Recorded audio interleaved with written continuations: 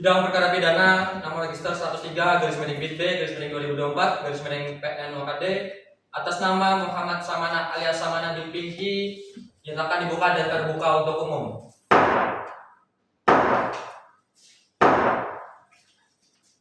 Kepada penuntut umum, hadapkan terdakwa dalam persidangan.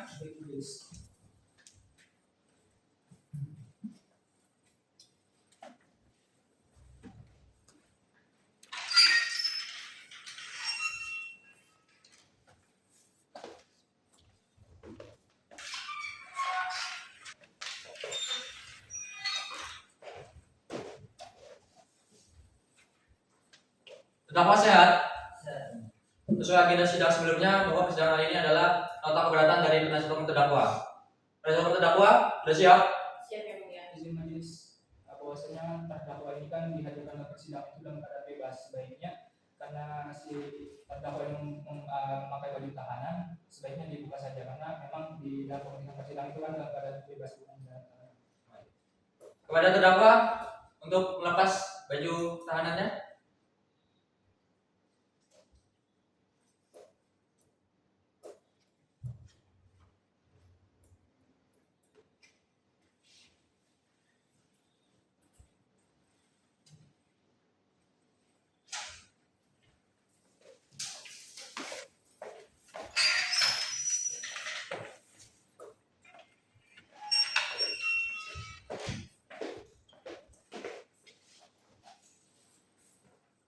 Baik, kepada penasihat hukum, silakan. Terima kasih majelis. Mohon izin majelis untuk membacakan pokok-pokoknya saja pada nota keberatan kali ini. Izin bahwasanya dibacakan secara keseluruhan saja baik kami atau kita sekali beras surat keberatan tersebut.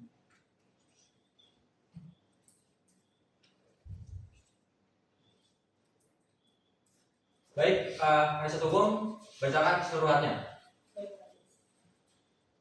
Untuk keadilan nota keberatan perkara pidana nomor 047/BDM/08/2024 Pengadilan Negeri Wakanda dengan terdakwa Muhammad Samana alias Samana bin Pinky.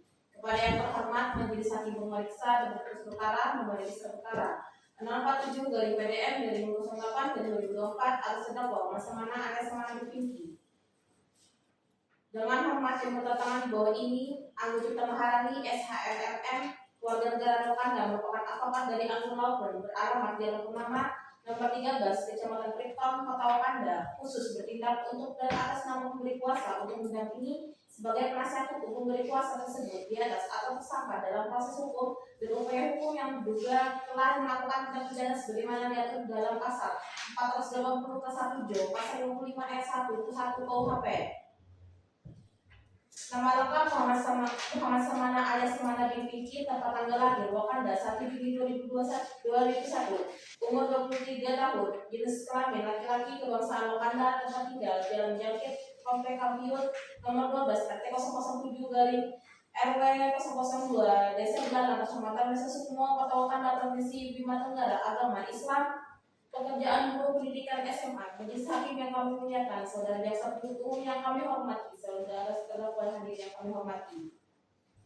Dalam surat dakwaan penuntut umum yang pertama bahwa pada tanggal 13 Agustus 2024, saudara jaksa penuntut umum pada Kejaksaan Negeri Wakanda telah membacakan surat dakwaan nomor register perkara 047/BDM/08/2024. Kedua, bahwa dalam surat dakwaan tersebut penuntut umum telah melakukan terdakwa dengan dakwaan melanggar pasal 365 ayat 1 KUH pidana dan pasal 362 KUHP bahwa terdakwa Muhammad Samana alias Samana bin Pinky pada hari Selasa tanggal 4 Juli 2024 sekitar pukul 19.00 atau setidaknya pada waktu lain dalam bulan Juni tahun 2024 bertempat di pinggir jalan yang beralamat di Jalan Lintas Jagat Raya RT 57 RW 44 Kecamatan Kripton, Kota Wakanda atau setidaknya termasuk dalam daerah hukum Pengadilan Negeri Wakanda yang berwenang mengadili perkara ini dengan kronologis bahwa ia terdakwa Muhammad Samana alias Samana bin Pinky sedang duduk di atas sepeda motor di pinggir jalan untuk bersantai sambil menyalakan rokoknya setidaknya sekitar pukul 19.00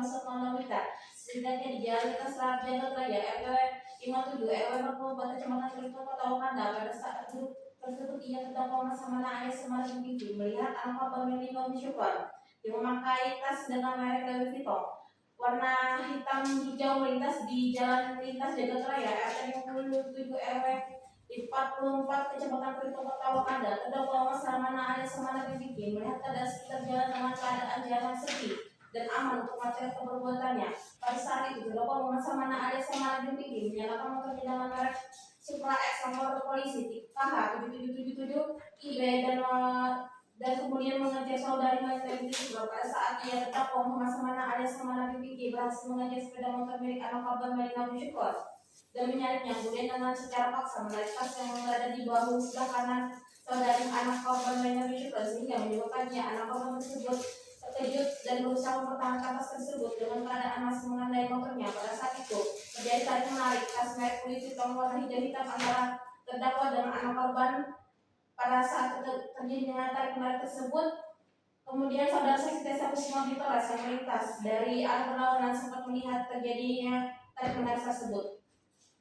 Terdakwa Samana Samana BBG pada saat melihat saksi Tessa Kusuma Bitoras merasa panik dan kemudian mengancam dan memukul anak korban Melina Syukron dengan kalimat serahkan tasmu, kalau nggak mau saya pukul. Terdengar ancaman tersebut korban dan keluarganya. Setelah itu terdakwa Samana Samana memukul wajah korban Melina bin Syukron sebanyak 4 kali, yakni di bagian dahi, di bagian pipi, sebelah kanan dan kiri, dan di bagian hidung. Kemudian tas tersebut berhasil diambil oleh terdakwa pada saat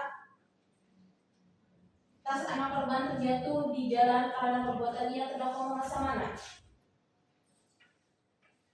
alias Samana BBG yang mengakibatkan anak korban Melina bin Syukron yang sedang mengendarai motornya oleh yang terjatuh dari motor sehingga terseret sejauh 3 meter dan mengakibatkan anak korban luka-luka gores di bagian tangan sebelah kiri dan kaki sebelah kanan. Pada saat anak korban Melina bin Syukron terjatuh dan tergeletak di aspal dan tas yang disandang anak korban terjatuh ke aspal yang tidak jauh dari tempat anak korban tergeletak. Kemudian terdakwa Samana bin Fikri mengambil tas milik anak korban segera melawan hukum. Setelah tersebut bertam terdakwa, kemudian ia terdakwa Samana bin Fikri melarikan diri dengan cara mengendarai sepeda motor dengan cepat.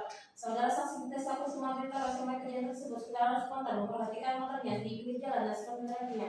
Terdakwa Samana bin Fikri untuk memerintahkan berhenti, tetapi perintah tersebut tidak digubris oleh terdakwa Samana bin Fikri. Pada saat saudara saksi Tessa Kusuma Bitoras melihat terdakwa Samana bin Fikri kabur, kemudian saudara saksi Tessa Kusuma menghampiri dan menolong anak korban Melina bin Syukron yang masih tergeletak di atas aspal jalan disertai dengan saksi Muhammad Atin bin Hanis yang melihat kejadian tersebut ikut membantu menolong anak korban Melina bin Syukron. Saksi Tessa Kusuma Bitoras dan saksi Muhammad Atin bin Hanis sempat melihat luka lebam anak korban Melina bin Syukron di bagian pipi sebelah kiri dan kanan, bagian dahi dan bagian bibir. Saksi Tessa Kusuma Bitoras dan saksi Muhammad Atin bin Hanis membawa anak korban Melina bin Syukron ke rumah sakit Bayangkara Abdul Aziz Kecamatan Kriton Kota Wakanda pada hari Minggu 9 Juni 2012 sekitar pukul 10.00 WIB.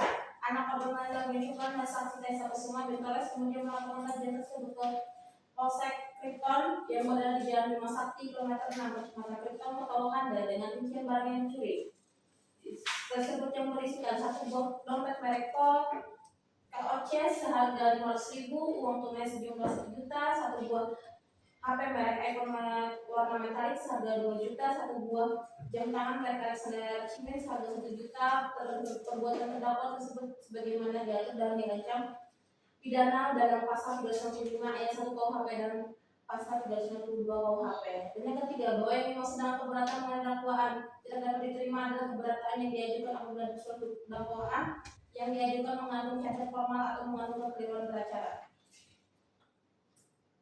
Ada isi eksepsi yang kami ajukan. Yang pertama, bahwa sesuai dengan ketentuan pasal 123 ayat 2 huruf B dan ayat 3 KUHP diatur surat dakwaan jaksa penuntut umum harus memenuhi syarat antara lain. Yang pertama, syarat formal yaitu bahwa surat dakwaan harus menyebutkan identitas lengkap terdakwa atau tersangka serta bahwa surat dakwaan harus diberi tanggal dan ditangani oleh jaksa penuntut umum. Kedua, syarat materi bahwa surat dakwaan harus memuat dan menyebutkan waktu tempat dilakukan. Kemudian surat dakwaan harus disusun secara cermat, jelas dan lengkap tentang tindak pidana yang didakwakan. Yang ketiga, surat dakwaan yang tidak memenuhi ketentuan sebagaimana yang dimaksud dalam ayat 2 huruf B batal demi hukum. Kedua, bahwa eksepsi yang kami ajukan adalah menyangkut isi surat dakwaan jaksa penuntut umum. Oleh karena itu, berkaitan dengan persyaratan materi sebagaimana dimasukkan pasal 103 ayat 2 huruf B dan ayat 3 KUHP, khususnya mensyaratkan bahwa dakwaan harus disusun secara cermat, jelas dan lengkap tentang tindak pidana yang didakwakan. Yang ketiga, bahwa berkenaan dengan maksud ketentuan pasal 103 ayat 2 huruf B dan ayat 3 KUHP, maka perkenankan kami untuk menyampaikan nota keberatan dan eksepsi karena jaksa penuntut umum kami anggap tidak jelas, tidak cermat dan tidak lengkap dalam membuat surat dakwaan karena jaksa penuntut umum tidak mengurai pada diskusi hukum yang sebelumnya.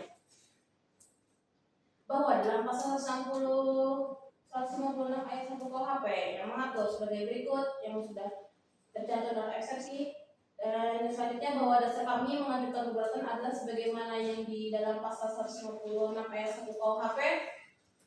Pasal tersebut mengatur masalah keberatan terhadap kewenangan pengadilan untuk mengadili atau kompetensi relatif kewenangan pengadilan suatu perkara sesuai dengan wilayah hukumnya atau yang lebih dikenal dengan istilah lokus delikti yang artinya adalah tempat terjadinya suatu tindak pidana atau tempat terjadinya perkara. Yang keenam, bahwa lebih lanjut dijelaskan di dalam pasal 84 ayat 1 KUHP berbunyi pengadilan negeri berwenang mengadili segala perkara mengenai tindak pidana yang dilakukan dari hukumnya. Menurut Mulyato menjelaskan dalam menentukan tempat terjadinya pidana terdapat dua aliran. Yang pertama adalah dalam menentukan di suatu tempat, yang kedua menentukan di beberapa tempat. Berdasarkan yang pertama, yaitu teori tentang tempat di mana tindakan atau kelakuan terjadi, dan yang kedua yaitu teori instrumen. Sedangkan aliran kedua dapat memilih menggunakan teori tentang tempat di mana tindakan atau kelakuan terjadi atau menggunakan akibat, bahwa jika kita melihat lokasi tempat di mana dilakukan tindak pidana adalah terdapat di pinggir jalan yang beralamat di Jalan Lintas Jagat Raya RT 57 RW 44 Kecamatan Tirto Kota Wakanda, atau setidaknya termasuk dalam daerah hukum Pengadilan Negeri Wakanda yang berwenang mengadili perkara ini, sehingga pengadilan yang berwenang mengadili perkara aku adalah Pengadilan Negeri Wakanda. Adalah pasal 84 ayat 2 KUHP yang berbunyi pengadilan negeri yang di daerah hukum terdakwa bertempat tinggal dan yang terakhir di tempat ia ditemukan atau ditahan hanya berwenang mengadili perkara terdakwa tersebut apabila tempat kediaman sebagian saksi ini lebih dekat pada tempat pengadilan negeri itu daripada tempat kedudukan pengadilan negeri yang di dalam daerah yang tidak pidana yang dilakukan. Dan pasal 84 ayat 2 KUHP tersebut menjelaskan tentang tata cara penghitungan mengenai jarak jauh dekatnya antara pengadilan dengan kediaman para saksi. Dan yang ketujuh, bahwa di dalam pasal 84 ayat 2 KUHP yang pada intinya untuk menentukan pengadilan negeri mana yang berwenang untuk mengadili berkenaan dengan hal tersebut. Jika kita lihat tempat kediaman para saksi, yang pertama saksi Desa Kusuma Vitores dapat kediaman berlokasi di Kecamatan Ramoda Wakanda Tengah.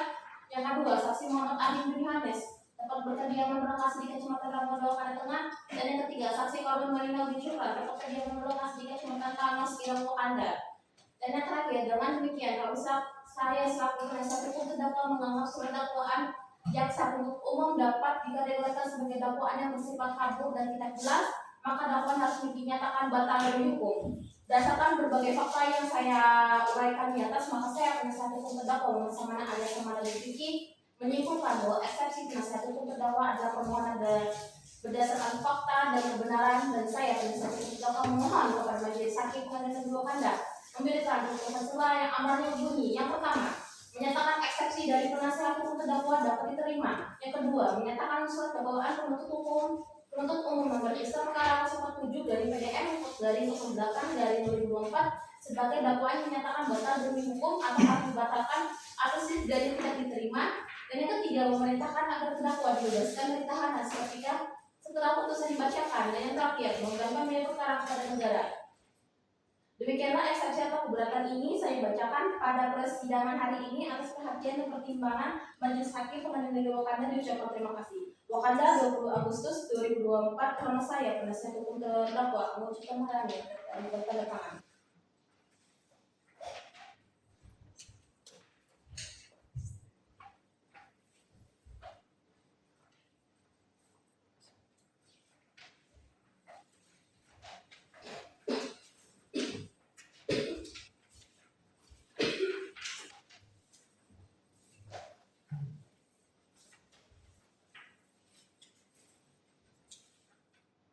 Kepada jaksa penuntut umum, apakah ingin menanggapi dari nota keberatan dari penasihat hukum terdakwa? Di sini ada, saya akan menanggapi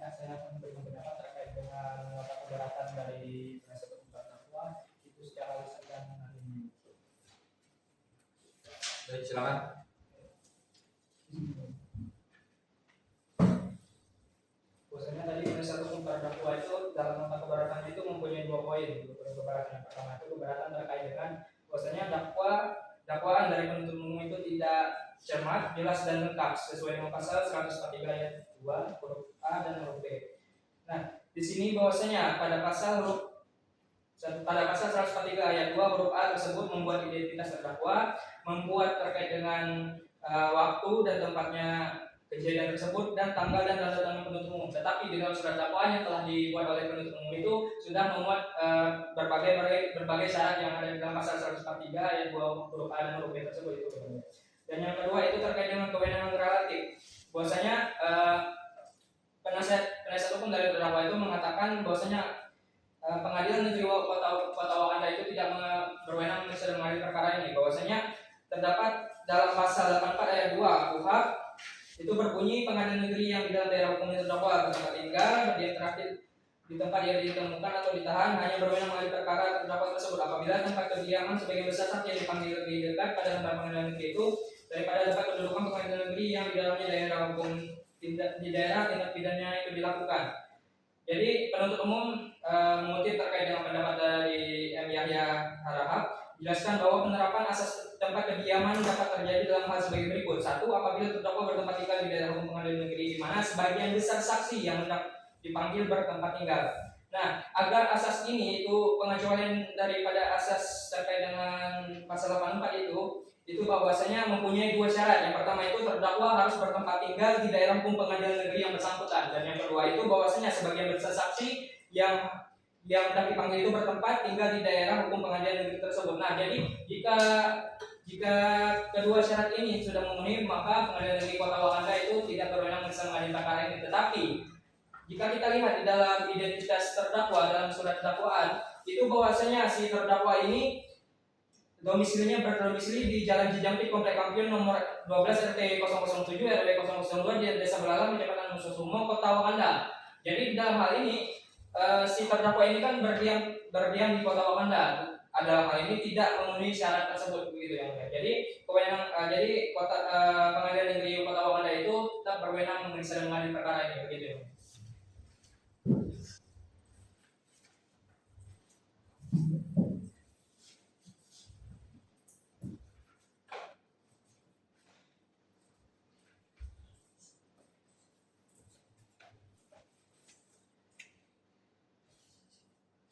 Bagaimana pada penasihat hukum? Apakah tetap pada nota keberatannya?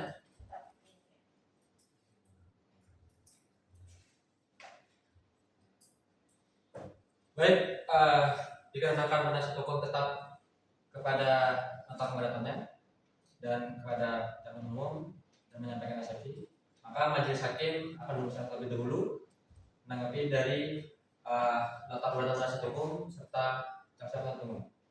Nah, maka kita harusnya kembali pada tanggal 23 Agustus ya, penasihat hukum ya. Terdakwa kembali ke tahanan, jaga kesehatan kepada penasihat hukum dan misal terdakwa kepada penuntut umum, hadapkan terdakwa pada hari tanggal tersebut. Maka dengan sidang ditunda dan ditutup.